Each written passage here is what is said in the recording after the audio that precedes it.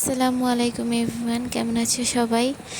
ওই যে কালকে ওয়াশ দিয়ে সাদা ফুলটা করছিলাম, সেটার কথা কার কার মনে আছে? সেটাকে এখন সেকেন্ড পার্টে ফাইনাল লুক দিব ইনশাল্লাহ। তো পুরো ভিডিওটা দেখো, ভালো লাগবে অনেক।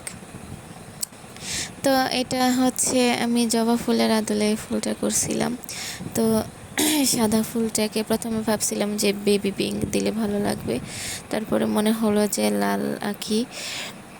তারপরে সেরকমভাবেই দিলাম পাতাগুলোকে, এইভাবে আমি দিয়ে নিলাম। প্রথমে হচ্ছে পাতাগুলোকে হলুদ আর বোতল গ্রিন কালার নাকি কি এটা জলপাই কালার মেবি, সেটা দিয়ে আর কি প্রথমে পাতাগুলোতে প্রলেপ দিয়ে নিলাম। এরপরে গাঢ় রঙের সবুজ কালার আমি তৈরি করেছি, নীল রং মিশিয়ে সবুজ রঙের সঙ্গে।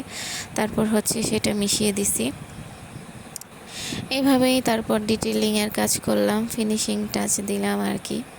তো ওভারঅল কাজটা কেমন লাগছে জানাইও। আমার আগডুম বাগডুম কাজ দেখেও তোমরা এত পছন্দ করো আর আমাকে এত বেশি অ্যাপ্রিসিয়েট করো, সেটা আমার কাছে খুব ভালো লাগে।